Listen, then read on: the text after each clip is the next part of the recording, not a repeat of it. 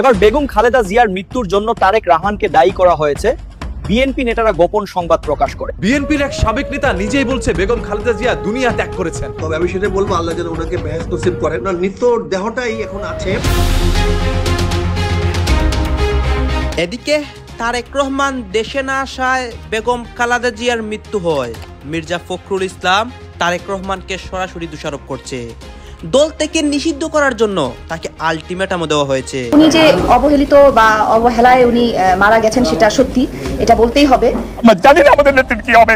আসুন আপনাদেরকে অনুরোধ জানাই, মানুষের জন্য আসুন আমরা সবাই মিলে দোয়া। বেগম খালেদা জিয়া দুনিয়া ত্যাগ করেছে, তাহলে ওই হসপিটালের সামনে লক্ষ লক্ষ কোটি কোটি মানুষের ভিড় হবে। বাংলাদেশের মধ্যে একটি অস্থিতিশীল পরিবেশ সৃষ্টি হতে পারে, কারণ এরকম একজন আপসহীন ত্যাগী দেশ নেত্রীকে কেউ হারাতে চায় না। বিএনপি চেয়ারপারসন বেগম খালেদা জিয়া খোঁজ নিতে এই মুহূর্তে এভারকেয়ার হাসপাতালে পৌঁছেছেন সেনাপ্রধান জেনারেল ওয়াকারুজ্জামান। সেখানে আছেন আমাদের সহকর্মী আশিক মাহমুদ। সবশেষ জানবো তার কাছে। আশিক মাহমুদ, আপনি আছেন এভারকেয়ার হাসপাতালের সামনে। আমরা যেমনটা জেনেছি সেনাপ্রধান পৌঁছেছেন এভারকেয়ার হাসপাতালে। কি খবর রয়েছে আপনার কাছে জানাবেন। কিছুক্ষণ আগেই 2 মিনিট আগেই সেনাপ্রধান তার গাড়ি বহন নিয়ে তিনি এভারকেয়ার হাসপাতালের ভেতরে প্রবেশ করেছেন। এবং প্রিয় দর্শক, দেশনেত্রী বেগম খালেদা জিয়া এবং তারেক রহমানকে নিয়ে এরই মধ্যে বেগম খালেদা জিয়ার মৃত্যুর খবর সবচেয়ে বেশি ভাইরাল হয়েছে। দেশনেত্রী খালেদা জিয়া মৃত্যুবরণ করেছেন, তবে মিডিয়া সেটা প্রচার করছে না। বেগম খালেদা জিয়াকে নিয়ে এখনো অনেক সংবাদ গোপনে আছে। এইদিকে আজকে তারেক রহমানকে সরাসরি দোষারোপ করা হচ্ছে বেগম খালেদা জিয়ার এই কঠিন অবস্থার বিষয়ে।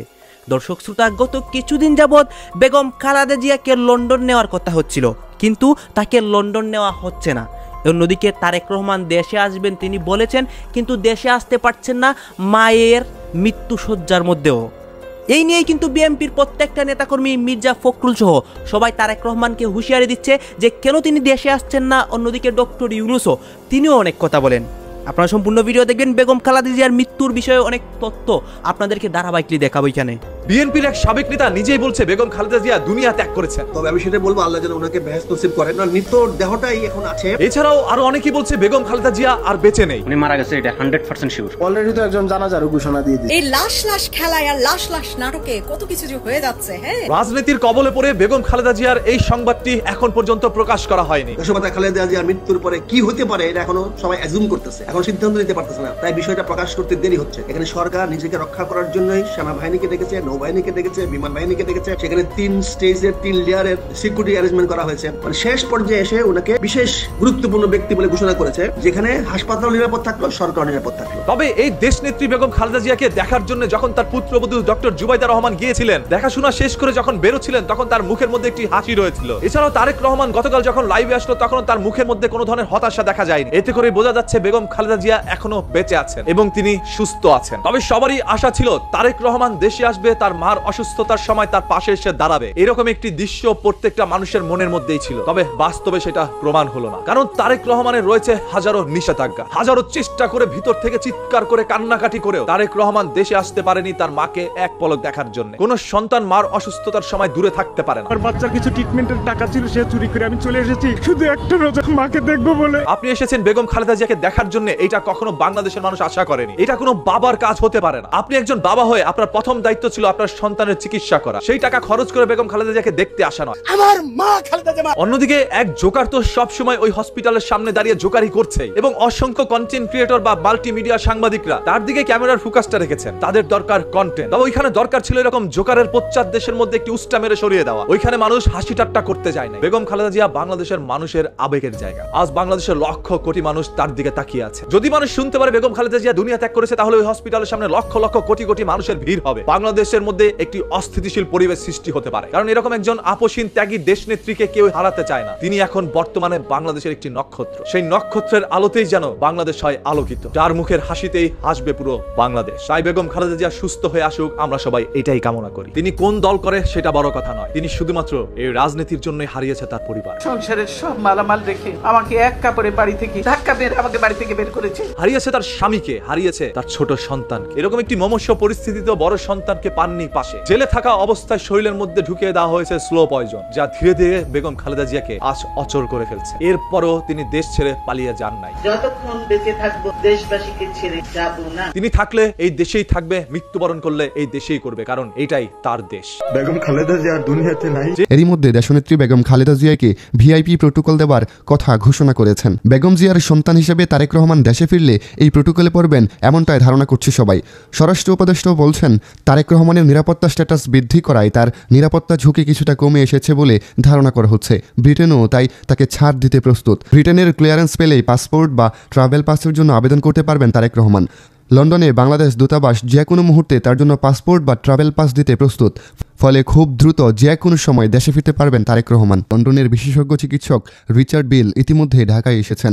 ম্যাডামের পুত্রবধূ সৈয়দা শামিলা রহমান, কয়েকজন চিকিৎসক ও কর্মকর্তারাও এয়ার অ্যাম্বুলেন্সে সার্বক্ষণিক পাশে থাকবেন বলে জানা গেছে। 12 দিন ধরে বিএনপির চেয়ারপারসন খালেদা জিয়া রাজধানীর এভারকেয়ার হাসপাতালে চিকিৎসাধীন। তার শারীরিক অবস্থা অপরিবর্তিত রয়েছে বলে জানা গেছে। তাকে নিয়ে দেশের মানুষ উদ্বেগে রয়েছে। উন্নত চিকিৎসার জন্য গত জানুয়ারি মাসে লন্ডনে গিয়েছিলেন খালেদা জিয়া। সেখানে প্রথমে হাসপাতালে, পরে ছেলে তারেক রহমানের বাসায় থেকে চিকিৎসা নেন। প্রায় 4 মাস পর গত 6 মে তিনি দেশে ফিরেন। গত 23 নভেম্বর রাতে শ্বাসকষ্ট দেখা দিলে খালেদা জিয়াকে এভারকেয়ার হাসপাতালে নেওয়া হয়। পরীক্ষায় ফুসফুসের সংক্রমণ ধরা পড়ায় তাকে ভর্তি করা হয়। গত রোববার ভোরের দিকে তার শারীরিক অবস্থার অবনতি হলে তাকে সিসিইউতে নেওয়া হয়। প্রিয় দর্শক, দেশনেত্রী বেগম খালেদা জিয়া এবং তারেক রহমানকে নিয়ে সম্প্রতি বেশ কিছু গুজব এবং অপ্রীতিকর সংবাদ অনলাইনে প্রচার হয়ে আসছে। এরই মধ্যে বেগম খালেদা জিয়ার মৃত্যুর খবর সবচেয়ে বেশি ভাইরাল হয়েছে। অনেকেই বলছেন গত 28 নভেম্বর নাকি দেশনেত্রী খালেদা জিয়া মৃত্যুবরণ করেছেন, তবে মিডিয়া সেটা প্রচার করছে না।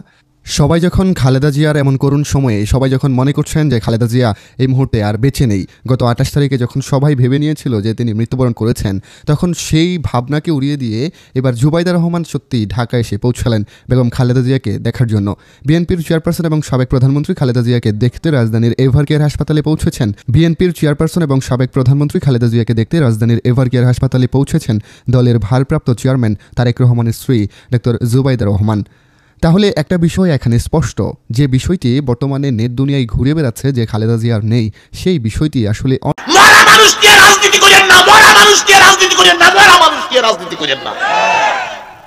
উল্টো বোঝো কেন? খালেদা জিয়া বেঁচে থাকে আমি আজ 15 দিন ধরে দোয়া করতেছি। বেঁচে আছে কিনা আল্লাহই ভালো জানে। আমার মনে বলতেছে যে কি তা বলবো না, তবে বেঁচে আছে কিনা আল্লাহই ভালো জানে। বেঁচে থাকলে সুবহানাল্লাহ, না থাকলে কিছু বলবো না। ডাক্তার জাহিদ বলেছে এমন ওই বক্সটা খুলে নেবার সাথে সাথে শেষ। এখন আল্লাহ না করুক বেঁচে থাকাটাই আমরা কামনা করি, কারণ ওনার এখন আমাদের দারুণ দরকার। উনি যদি চলে যায় দেশ আবার একটা উলট পালট হতে পারে, এই জন্য উনি বেঁচে থাক। তবে যদি বেঁচে থাকে আলহামদুলিল্লাহ, বেঁচে না থাকে জাতির সামনে ক্লিয়ার করে দেন, মরা মানুষ দিয়ে রাজনীতি করেন না, মরা মানুষ দিয়ে রাজনীতি করেন না, মরা মানুষ দিয়ে রাজনীতি করেন না। আবার এই কথা শুনে উল্টো বুঝেন না যে জিহাদি খালেদা জিয়ার মরার কামনা করেছে। আপনারা তো শোনেন একরকম আর বোঝেন আর একরকম, বলেন আর একরকম, উল্টে লাগায়।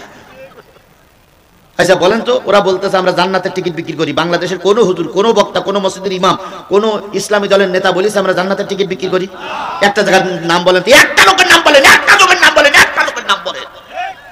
তবে আল্লাহ কোরআনের আয়াত বলেছে ইন্নাল্লাহা আশতারা মিনাল মুমিনিনা আনফুসাহুম ওয়া আমওয়ালাহুম বিআন্না লাহুমুল জান্নাহ। ঢাকা থেকে লন্ডন পর্যন্ত রাজনৈতিক মহলে এখন একটাই প্রশ্ন, বিএনপির ভারপ্রাপ্ত চেয়ারম্যান তারেক রহমান আসলে কবে দেশে ফিরছেন? এই প্রশ্নের উত্তর খুঁজতে গিয়ে বেরিয়ে আসছে এমন কিছু তথ্য যা শুনলে অনেকেই চমকে উঠবেন। রাজনৈতিক বিশ্লেষকদের মতে তারেক রহমান এখন এমন একটি জটিল চক্রে আটকে পড়েছেন যেখান থেকে বের হওয়ার রাস্তা খুঁজে পাওয়াটাও তার পক্ষে প্রায় অসম্ভব হয়ে দাঁড়িয়েছে। গত কয়েক বছর ধরে বিএনপি নেতারা একই কথা বলে আসছেন। বারবার প্রতি মাসে তারা ঘোষণা দেন যে এই মাসের শেষেই তারেক রহমান দেশে ফিরে আসছেন। জনগণ অপেক্ষা করত, সমর্থকরা উদ্গ্রীব হয়ে থাকত, কিন্তু মাস শেষ হতো আর একই মাস তো আবার একই ঘোষণা হতো। এভাবে বছরের পর বছর কেটে গেছে, কিন্তু তারেক রহমান লন্ডনে রয়ে গেলেন। এখন পরিস্থিতি সম্পূর্ণ বদলে গেছে। আগে যেখানে নির্দিষ্ট তারিখের কথা বলা হতো, এখন সেখানে বলা হচ্ছে যথাসময়ে। এই যথাসময়ে শব্দটা আসলে কি বোঝায়, কখন আসবে যথাসময়ে, এসব প্রশ্নের উত্তর খুঁজতে গেলে যে চিত্র বেরিয়ে আসে তা অত্যন্ত চাঞ্চল্যকর। সম্প্রতি তারেক রহমান নিজেই একটি গুরুত্বপূর্ণ কথা বলেছেন। তিনি বলেছেন যে দেশে আসার সিদ্ধান্ত তার একার নয়, বরং এই পথ অবধারিত নয়। এতদিন ধরে যে বার্তা দেওয়া হচ্ছিল সেটা ছিল একদম ভিন্ন। সমর্থকদের বলা হয়েছিল আসছি আসছি, কিন্তু মনের মধ্যে আসলে কি ছিল সেটা এখন সত্যি পরিষ্কার হয়ে গেছে। রাজনৈতিক বিশ্লেষকরা বলছেন তারেক রহমানের রাজনৈতিক জীবন এখন এমনই যে ফাঁদে আটকা পড়েছে, যেটাকে তুলনা করা যায় একটি বৃত্তের সাথে। এই বৃত্তের মধ্যে ঘুরপাক খাচ্ছেন, বের হওয়ার চেষ্টা করলেই আবার একই জায়গায় ফিরে আসছেন। যেদিকে তাকান সেদিকেই বিপদ, যা করবেন তাতেই সমস্যা। জলে বিপদ, স্থলে বিপদ, এমনকি রূপক অর্থে বলতে গেলে অন্তরিক্ষ এবং পাতালেও বিপদ। এই অবস্থায় বিএনপি নেতাদের কাছে যখন সাংবাদিকরা তারেক রহমানের দেশে ফেরার বিষয়ে জানতে চান, তখন বিভিন্ন প্রতিক্রিয়া দেখা যায়। কেউ কেউ লিখেছেন, বিশেষ করে দলের এক শীর্ষ নেতার কাছে বলা যায়, যিনি প্রশ্ন শুনেই তেলে বেগুনে জ্বলে উঠলেন। এখানে একটা প্রশ্ন উঠছে যে নেতা অস্ট্রেলিয়ায় গিয়ে মেয়ে জামাইয়ের কাছে থাকেন, সেখানে আরাম করে সময় কাটান। তিনি বাংলাদেশের রাজনীতি করতে গিয়ে জনগণের প্রশ্নে কেন এতটা ক্ষিপ্ত হয়ে উঠবেন? জনগণ কেন তাকে সহ্য করবে? তিনি তো আর শেখ হাসিনা নন যে ভয়ে মানুষ তাকে টলারেট করবে। বিএনপির অন্যতম মুখপত্র এবং তারেক রহমানের ঘনিষ্ঠ নেতা রুহুল কবির রিজভির কথা বলা যায়। তাকে জিজ্ঞেস করলে তিনি বলেন যথাসময়ে আসবেন। কিন্তু যথাসময়ে আসলে কবে? বিএনপির ইতিহাস ঘাটলে দেখা যায় তাদের সব যথাসময়ে সব সময়ের পরে থাকে। অতীতে যতবার যথাসময়ে কথা বলা হয়েছে সেটার ব্যাখ্যা ছিল ঈদের পর আন্দোলন করবে, এরপরে তারেক রহমান আসবে, এরপরে। কিন্তু এবার পরিস্থিতি ভিন্ন। এবার আর কোনো নির্দিষ্ট সময় বলা হচ্ছে না। এই যথাসময় 10 বছর পরেও হতে পারে, 20 বছর পরেও হতে পারে।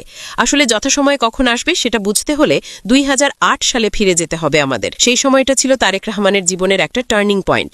তখন তিনি দেশ ছেড়ে লন্ডনে গিয়েছিলেন চিকিৎসার জন্য, কিন্তু যাওয়ার আগে তাকে একটি মুচলেখা দিতে হয়েছিল।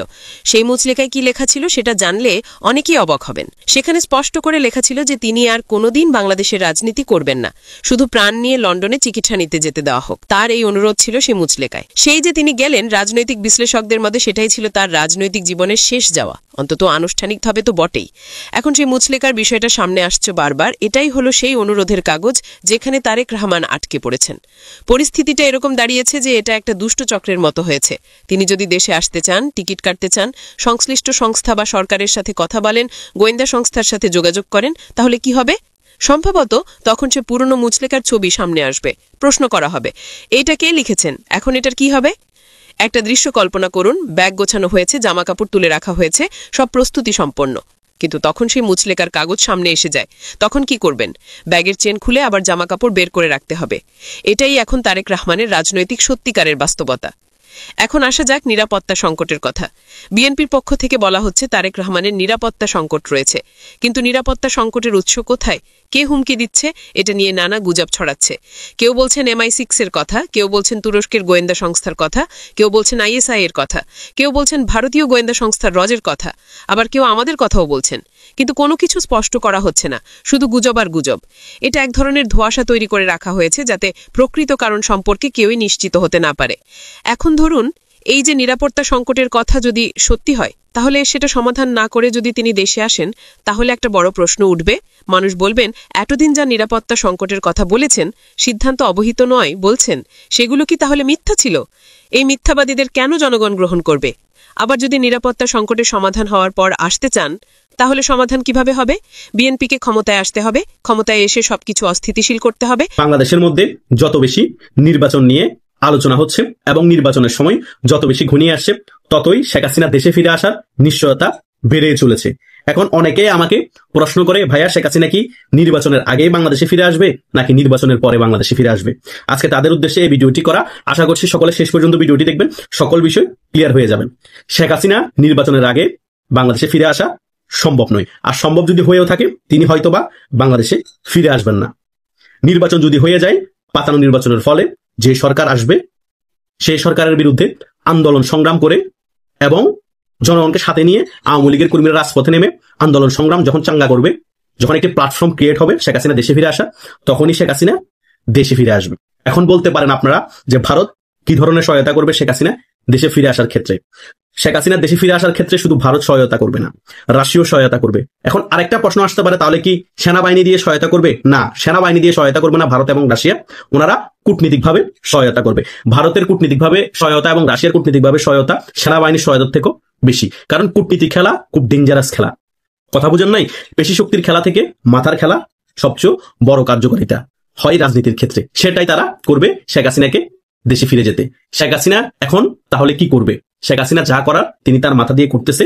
সকল কিছু তো আর আমাদের কাছে তিনি বলবে না বা জনগণের কাছেও রিভিল করবে না। রাজনীতিতে কিছু সিক্রেট। দর্শক আপনারা তো দেখলেন এখানে কি কথা হচ্ছে, অনেকে কিন্তু অনেক কথা বলতেছে, অনেকে আলোচনা করতেছে, অনেকে সমালোচনা করতেছে দেশের বিভিন্ন অবস্থা এবং পরিস্থিতি নিয়ে।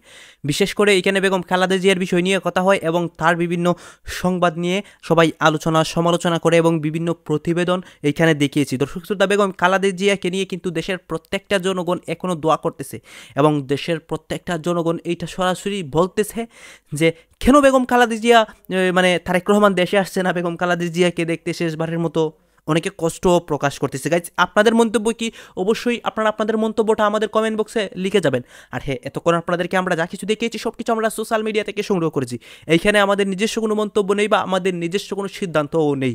সর্বশেষ আপনাদের কাছে আমাদের একটা রিকোয়েস্ট থাকবে, আপনারা আমাদের চ্যানেলে নতুন দর্শক হয়ে থাকলে চ্যানেলটি সাবস্ক্রাইব করবেন এবং পাশে থাকা বেল বাটনটি বাজিয়ে যাবেন যাতে করে নেক্সট ভিডিওটা সবার আগে আপনাদের কাছে পৌঁছে যায়। ধন্যবাদ।